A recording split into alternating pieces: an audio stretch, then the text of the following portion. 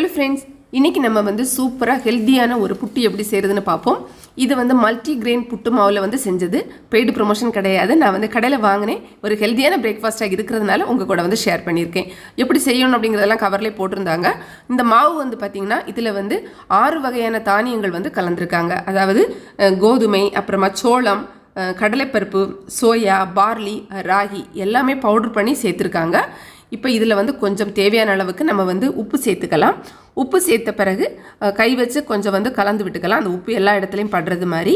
அதுக்கப்புறமா அதில் வந்து தேவையான அளவு தண்ணி வந்து சேர்த்துட்டு மாவை நல்லா வந்து கொஞ்சம் புட்டு மாவு பதத்துக்கு நம்ம பிசைஞ்சு எடுத்துக்கலாம்.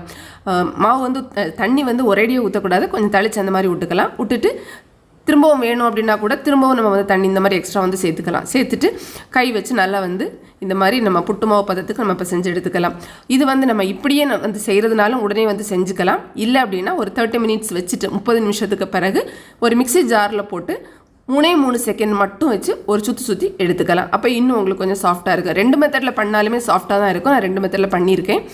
இந்த மாதிரி மிக்ஸி ஜாரில் போட்டு எடுக்கிறது அப்படின்னா மறுபடியும் கை வச்சு ஒரு தடவை நல்லா வந்து கலந்துக்கணும். ஏன்னா கொஞ்சம் வந்து கெட்டியாக இருக்கும். அதனால தான் ரொம்ப சுற்றக்கூடாது. அப்படி சுற்றினோன்னா வேஸ்ட்டாக போயிடும்.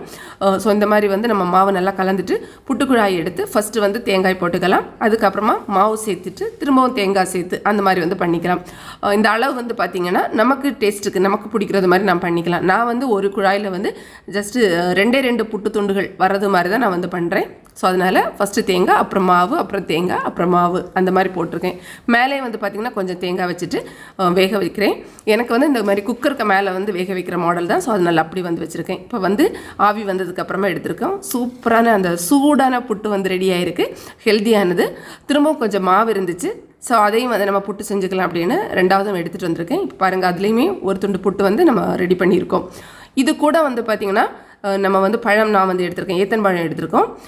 இது இல்லாமல் பயிறு, பப்படம் அதெல்லாம் கூட வச்சு சாப்பிட்லாம். நமக்கு வீட்டில் என்ன இருக்கோ அதை வச்சு நம்ம சாப்பிட்டுக்கலாம். நான் வந்து அந்த பழத்தை இது கூட வச்சுட்டு இதுக்கு கூட வந்து பார்த்திங்கன்னா நம்ம சாய் சொல்லுவோம்ல, அதுவும் கூட சேர்த்து வச்சு சாப்பிட்டோன்னா செம்ம டேஸ்ட்டாக இருக்கும், ஹெல்த்தியாகவும் இருக்கும். இந்த வீடியோ உங்களுக்கு பிடிச்சிருக்குன்னா லைக் பண்ணுங்கள், உங்கள் ஃப்ரெண்ட்ஸ்க்கு ஷேர் பண்ணிக்கோங்க. மேலும் பல வகையான பயனுள்ள தகவல்களுக்கு நம்ம தமிழ் ஆல்ரவுண்டர் அப்பட்டகர் சேனலை மறக்காமல் சப்ஸ்கிரைப் பண்ணிக்கோங்க.